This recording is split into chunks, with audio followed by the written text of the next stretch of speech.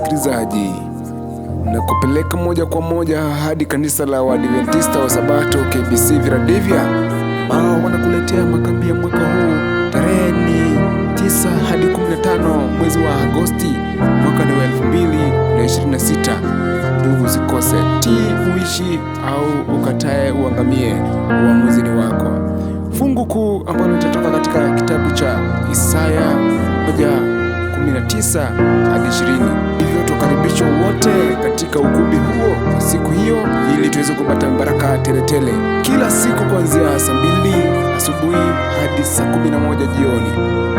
Tutakuwa na mchungaji mwenyeji ambaye ni Steven Muku, mgeni rasmi ambaye ni mchungaji Shem Otieno, wahubiri wengine kama mchungaji Ochere, mchungaji Job Achochi, mchungaji Gideon Square, Nabii Margaret.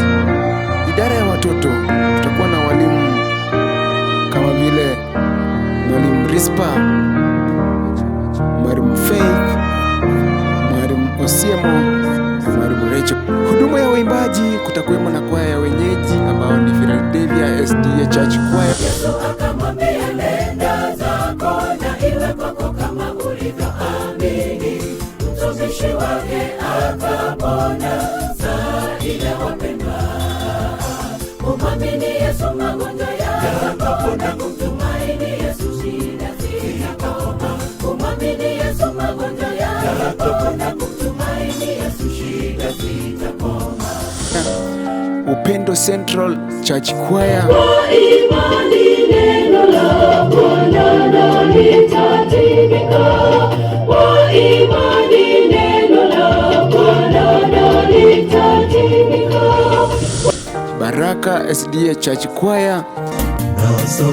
Sasa ni makambi, kusanyiko takatifu la Mungu.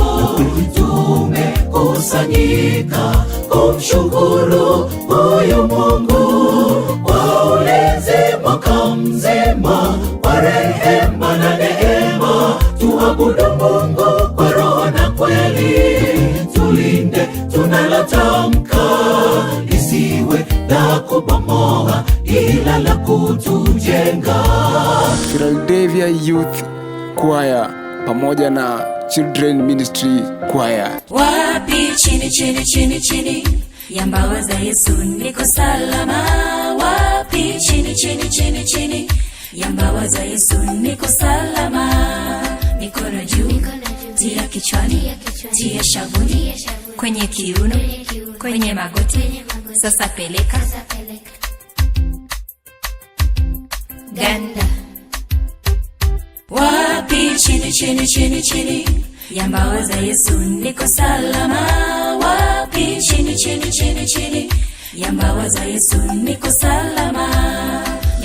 Pia tutakuwepo na kwaya ya mwaliko, kwaya ya kipekee ambao ni 26 Central SDA Church Choir. Jemadari wa jeshi la Washami, jina lake Naamani, aliugua ugonjwa wa ukoma.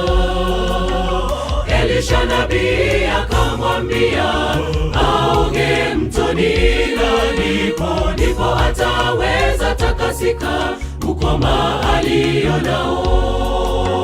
Elisha nabii akamwambia aoge mtoni, na ndipo ataweza takasika ukoma alionao. Karibuni sana, usikose wiki hiyo ya mibaraka, mafundisho ya neno la Mungu, maombi, nyimbo za sifa na ibada, pamoja na maandalizi ya kupokea ufalme wa Mungu. Njooni pamoja na familia yako, marafiki na majirani zako.